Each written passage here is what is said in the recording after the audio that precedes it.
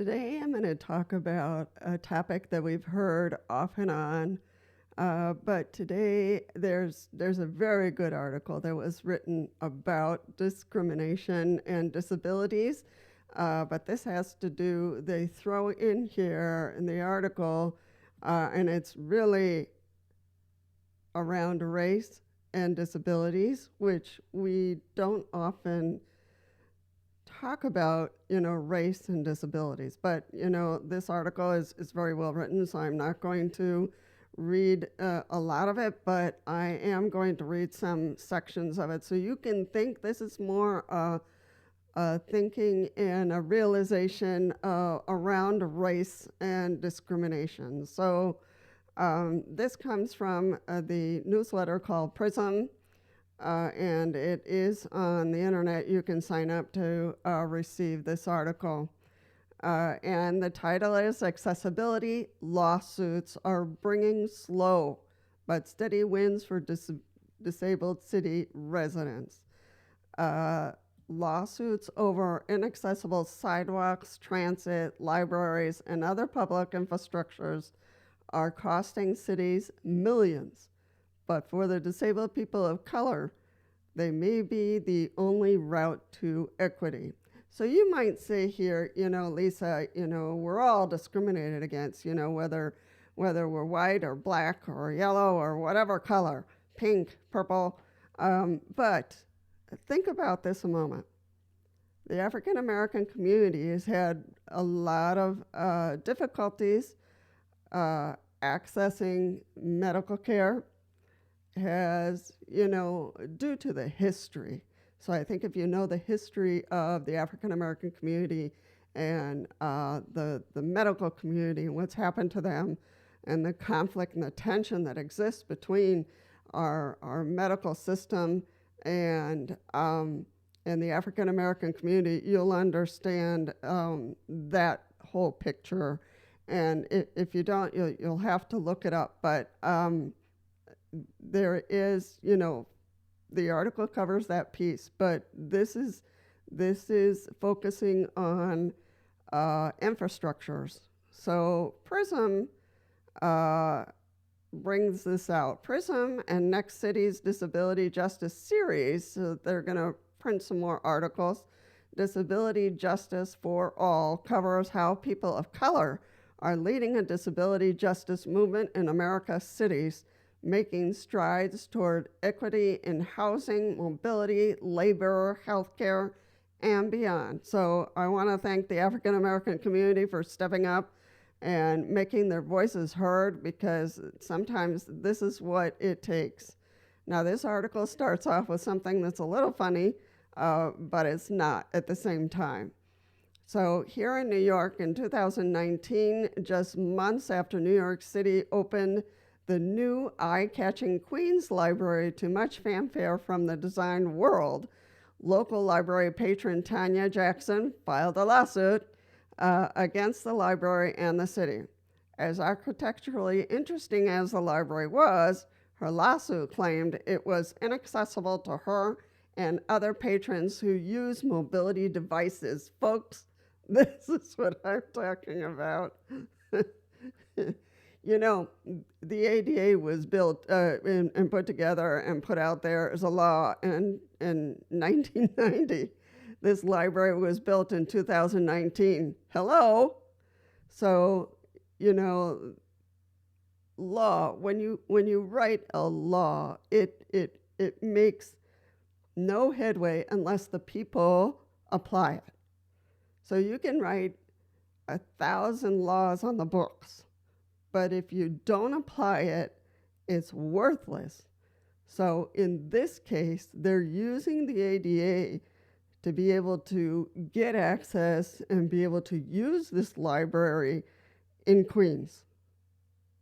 So, and that's what laws are supposed to do. So I want to thank Tanya for stepping up and really pushing this through. Because, think about it for a second. In inner cities, how many governors invest money to fix sidewalks and put in more bus stops, and how many times do they invest money in inner cities or African American communities, for that matter, to improve streets and safety? How many times?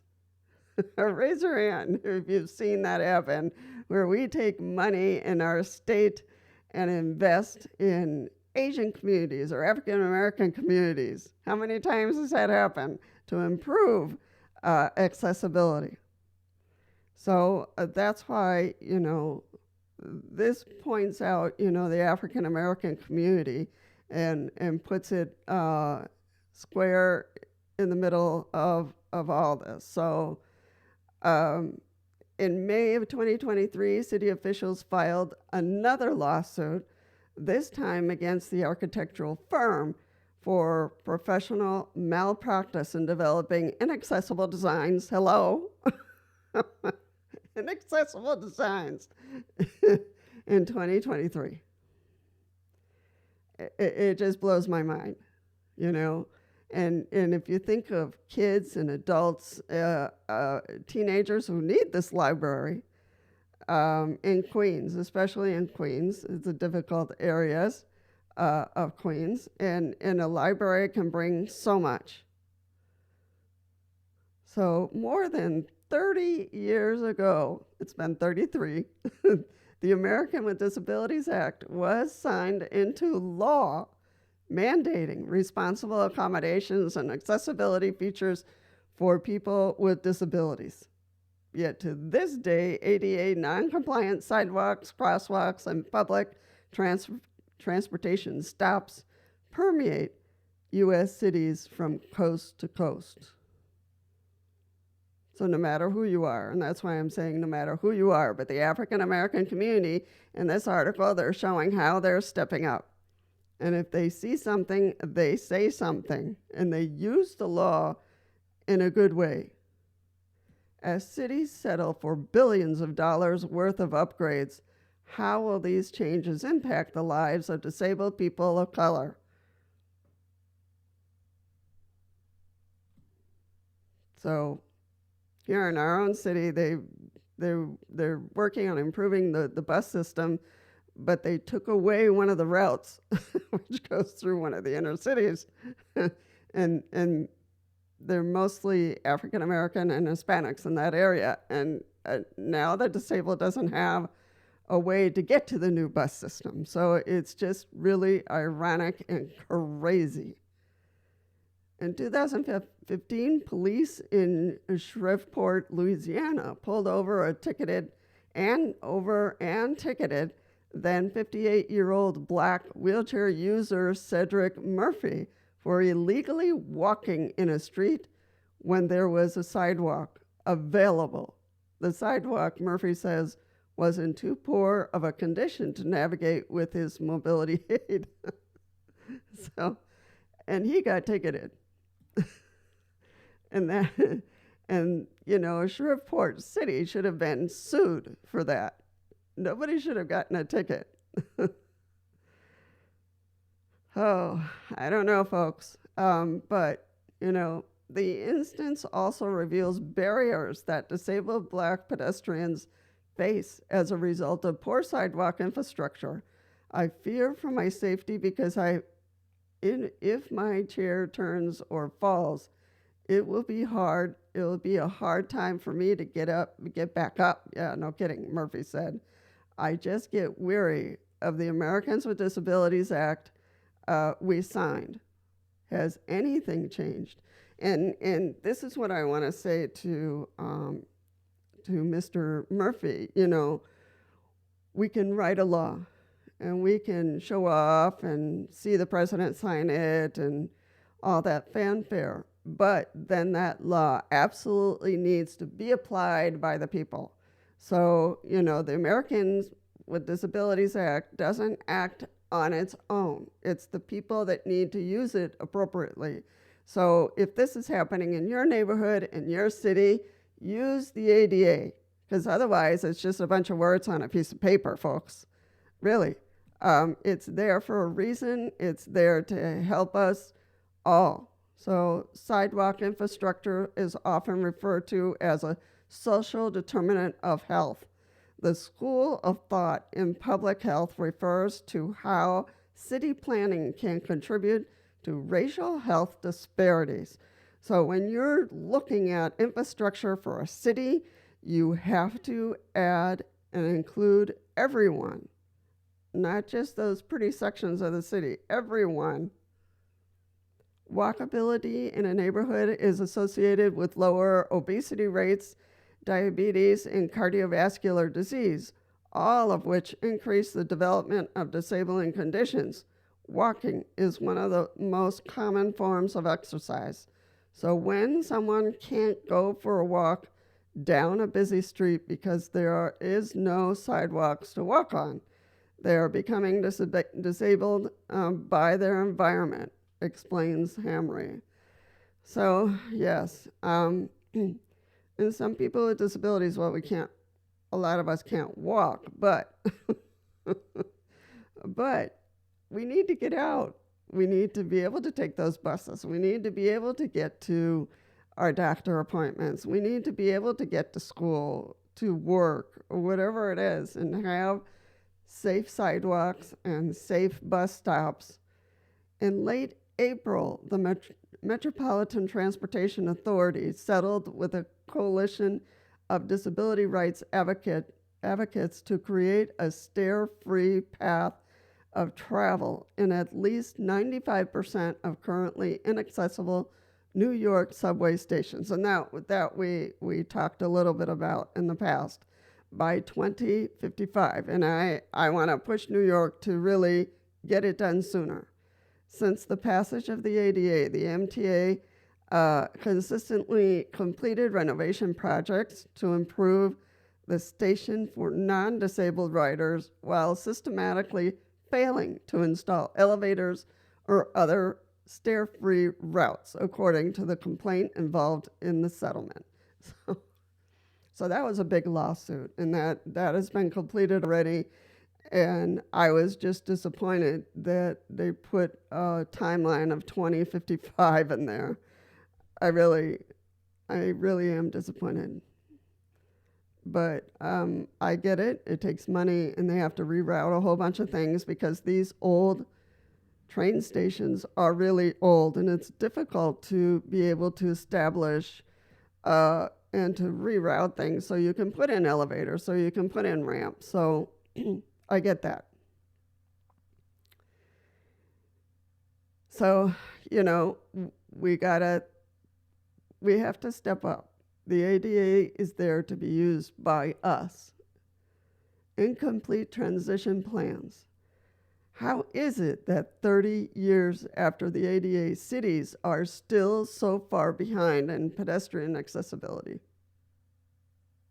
How is it, folks? Because we haven't spoken up. It doesn't matter your color. In this case, the African American communities, it is true. In your communities, they're not going to improve sidewalks and bus systems and all that kind of stuff, just because of color. While these numbers may seem dramatic enough, the local government that actually self-evaluate their sidewalks have stronger ADA transition plans than others, suggesting the issue is even more pervasive. A 2016 ADA self-evaluation found that 64% of Baltimore sidewalks were inaccessible, while 93% of curb ramps were inaccessible. So the numbers are clear, and that we know. And, where there are white communities, of course, they're going to cater to that community. But when it comes to the African American community, Hispanic community, Asian community, Middle Eastern communities, they're not doing a thing. So it really has to do about discrimination. It really has to do putting the money where it's supposed to go. Another study on socioeconomic progress for the Black population in Buffalo, New York, focused on East Side, where 73% of black population in the city resides. The study found that sidewalk infrastructure was poor, and curb ramps and pedestrian crossings recommended by Title II of the ADA are practically non-existent. So again, the ADA all by itself, all those words, all those fancy words on a page are not going to do anything. It's on us to be able to speak up and use the law and find lawyers who are willing to, specialized lawyers who are willing to help us out and use the ADA to go to your county, to go to your city and say, hey, what's up with this design? What's up with our sidewalks? Where did they go? This sidewalk is 50 years old. Why haven't you replaced it? You know, and you'll win, hands down, because the law is clear. And are they lazy? Of course. So really, folks, we have to use the law that was created for us and by us. It all by itself, it's not going to jump out and fix things. So I know that, you know, we might say, well, we have the ADA, but it's not being applied. And it's not being applied because we're not speaking up, and because the people with the money and the designs and the fame and game are looking the other way because it's cheaper for them to avoid it. So I think that it's really important for us to be involved. When you hear that in your neighborhood they're going to change something or they're going to add something, for us to jump in and say, wait a minute, you know, to go to those hearings, because they usually have hearings when they're going to put in a new building or they're going to do reconstruction of XYZ street. They usually have hearings with the neighborhood to talk about, you know, okay, we have this money, we're going to do these changes in the infrastructure of XYZ. What do you think? What are your thoughts? And if we're not there, if the African American community is not there, if the Asian community is not there, and if people with disabilities are not present, then of course they'll be able to get away with, you know, just putting cement over whatever. And if we're there, then we can speak up, say, don't even try to change anything unless you're willing to put in cuts in the sidewalks, good accessible bus stops, accessible buses. You know, if you plan to put in a grocery store, it has to be accessible. You know, so we need to make ourselves heard loud and clear. So one of the last paragraphs, and really read this because I think it's very well written, gives really concrete numbers. Litigation has proven successful at forcing cities to commit to the ADA, but when it comes to redesigning street corridors to meet ADA requirements, advocates say we need to prioritize the needs of those most marginalized. So our presence is needed.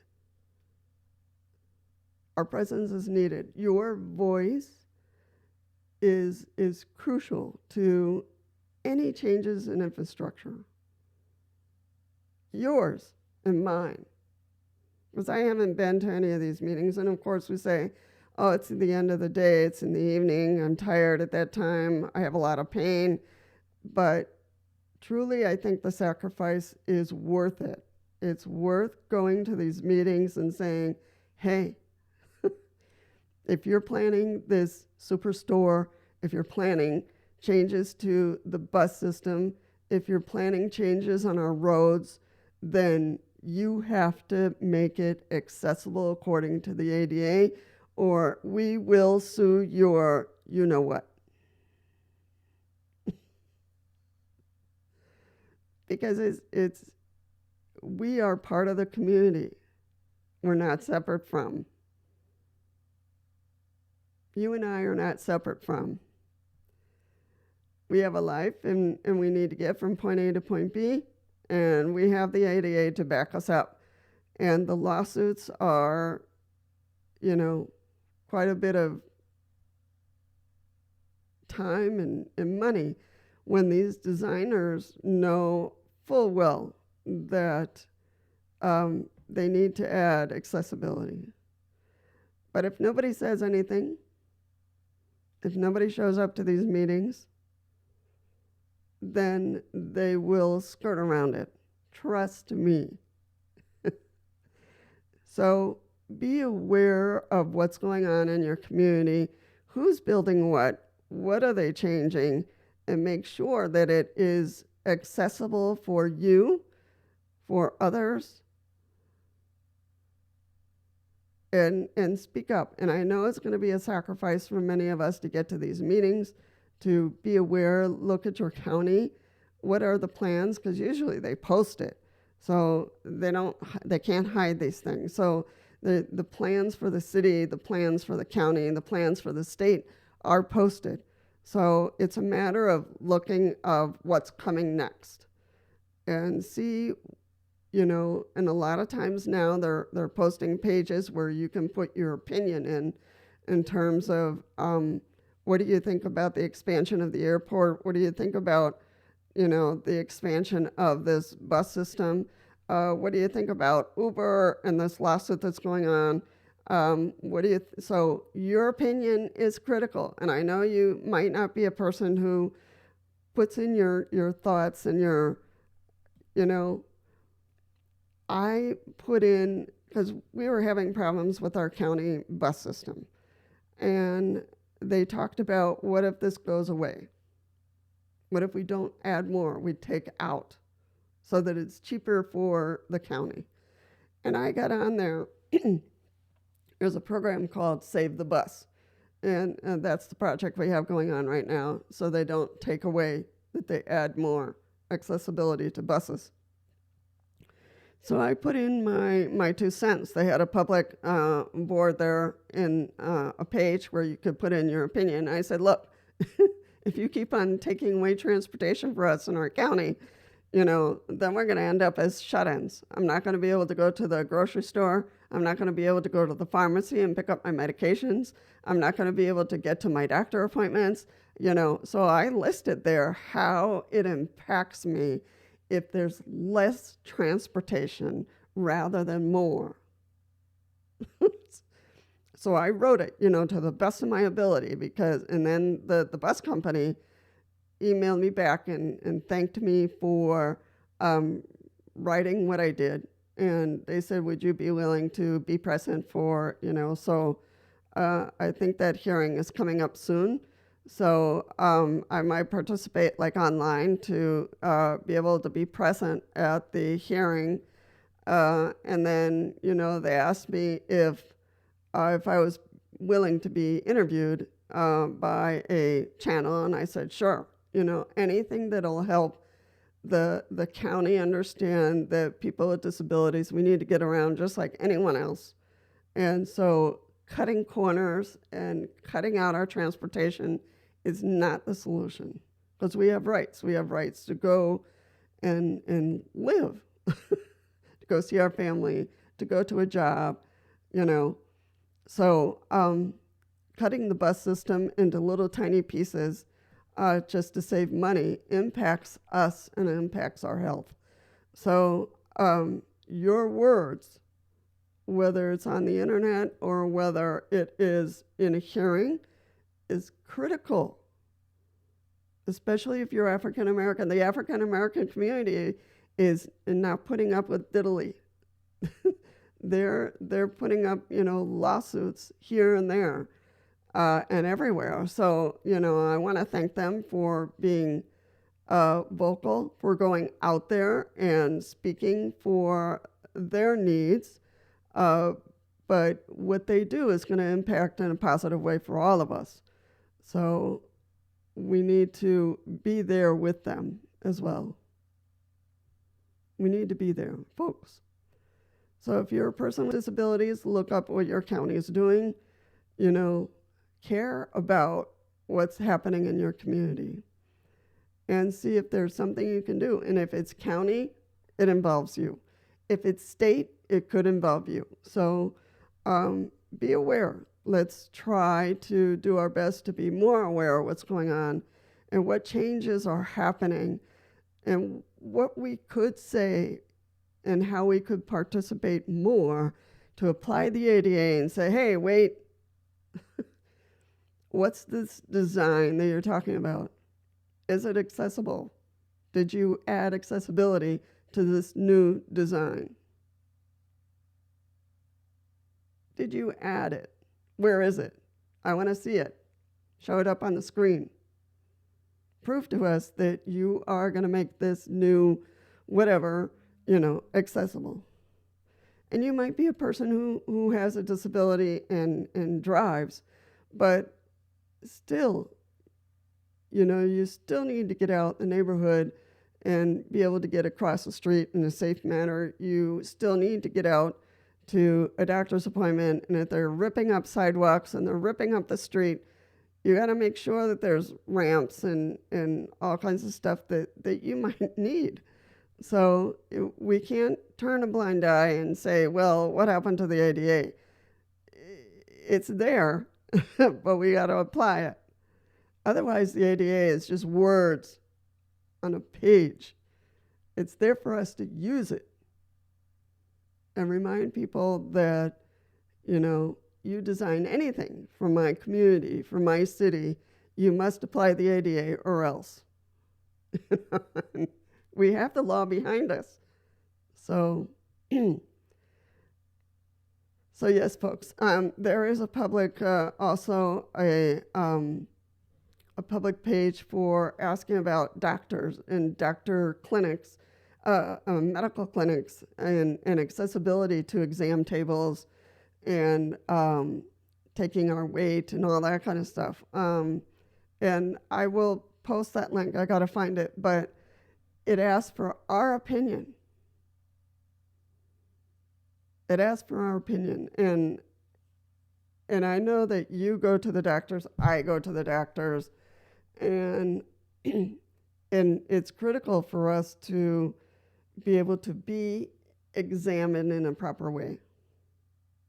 I said to my doctor, okay, if you're going to examine my stomach for the 150th time, do you have an accessible exam table? And it was kind of accessible. I still had to, transfer over. And she was able to examine me. But, if we don't request those kind of things, we're not going to be examined appropriately. And the medical needs are not going to be addressed appropriately.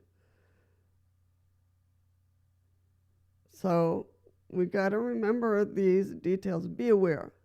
Participate. Speak up. Like our brothers and sisters in the African American community that are putting themselves out there to improve things. So this is an invitation. This is something for you to think about how you can participate a little bit more. And if you don't feel comfortable doing it by yourself, then make a little committee in your area of people who will be on a watchful committee about any changes that happen in your community. Like a grocery store that's not accessible, for you to talk to the manager and say, hey, this area here, we use it a lot. We can't reach things, so could you lower that piece, the ketchup and the mayonnaise area, we can't reach it. You put what we really want way up top and we can't reach it. So, it's those things that make the world go round and make a difference for us. The other day I went to the grocery store. I was desperate for ketchup and mayonnaise. It was July 4th. I forgot to bring my reacher. And sometimes reachers are helpful, but not so much when it's glass, because you could drop that item and then you have to pay for it anyway. So if you break it. So, and the type of mayonnaise I wanted was, of course, way up there, and I was not going to be able to reach it. So I had to buy a big jar of mayonnaise, which I really didn't need, but So it's those kind of things, post office, grocery stores, bus systems, so much that goes on in our city that we need to be attentive to. So this is really an invitation to look at accessibility and can we catch it before we have to go into a lawsuit? Can we catch these things before it all gets put into cement? So that is my invitation. I will put the link down for this article because it's well written, and I think that it brings to our attention the situations that are around us, and it impacts us. And it's impacting our brothers and sisters in the African American community the most. And they're speaking up. They're giving us an example. So let us be with them. Let us support them. Let us get more active in the life of our cities and our neighborhoods. Thank you for participating in this podcast. My name is Lisa, and this is World Wheelchair Warriors, in which we become aware of tools, instruments, guidance, education, and advocacy for people with disabilities. So feel free to stick around, make some friends, make comments, like, and subscribe if you find this channel helpful to you. And thank you again for coming around.